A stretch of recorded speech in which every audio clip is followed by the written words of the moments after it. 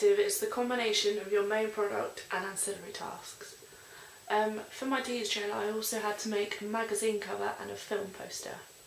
Firstly, the film poster was quite easy to make because there's conventions specifically for film posters for each genre.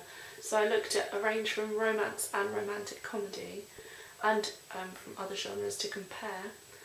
But I examined 6 main romance film posters, a couple being romantic comedy, and I found specifically with romance there was a very adult and grown-up kind of feel to the film poster, both with the colour scheme, the layout, the quote and the source of the quote, and the photograph specifically. It wasn't like a playful photograph, it was usually just a photograph of the protagonist and male as well that was associated with her.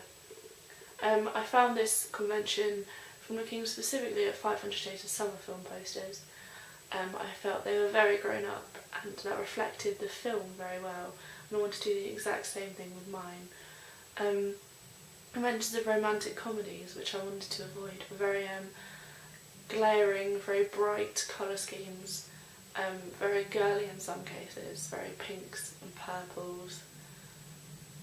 Sometimes there was the use of cartoon images, and I wanted to stay clear of that as well. I wanted to use a powerful photograph in mine, and I'm really happy with how my film poster turned out, especially with having to create the billing block.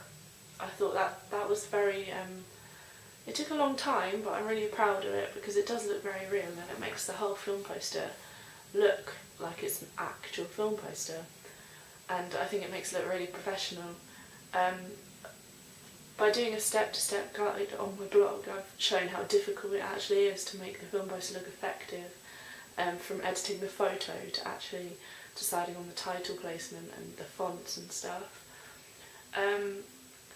I followed conventions from the films, film posters, like step by step. Like every time I picked something I referred back to what I'd already analysed on my blog. And I'm really happy with the final thing.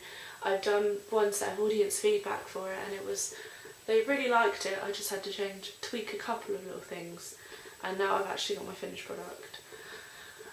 With my magazine cover, I wasn't as comfortable with making it for a film, specifically to match the teaser trailer as well.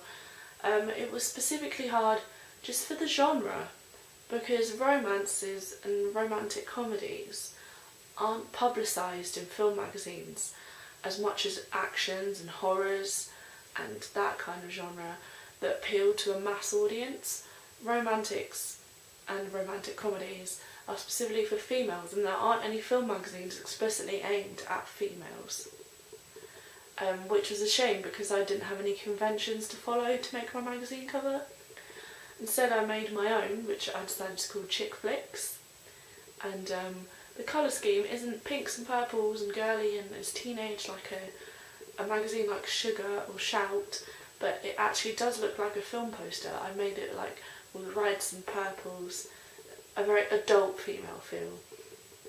And it was hard to even decide what to take a photo of because I had I've searched all over the internet and there's no existing examples of advertising a romance film as a film. Magazines often publicise romances with the female antagonist, either like in a sexy pose or publicising her as a celebrity. For example, Megan Fox has been in a lot of them, and Ellen Page for Juno even, but not advertising the film, it's advertising herself, like interviews with the celebrity. And it was a magazine cover for the film, so obviously I had to find something that would advertise the film, and I did. I took a picture of Sophy, my protagonist, and I made her in a pose that represented her character, and I've talked about behind the scenes and glowy instead of actress blah blah blah interviews and her role and things. I've actually publicised the film, and it was really interesting making a magazine cover actually, because I got to choose what my magazine talked about and what was inside the magazine. And whilst it was thought-provoking and kind of difficult, she didn't want to make the wrong thing in terms of magazine conventions. I think I've still done a really good job. And it was fun at the same time because I got to make my own style model, if that's what it's called.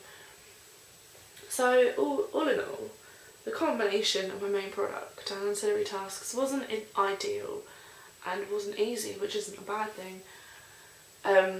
But perhaps it would have been fine if my genre had been something other than romance. It would have been absolutely fine to follow conventions from existing products. But it was more challenging by doing a romance, and perhaps would have been better fulfilled with perhaps a film review or a critic's review or something. But I'm happy with the combination of my main product and ancillary tasks, even though there were difficulties.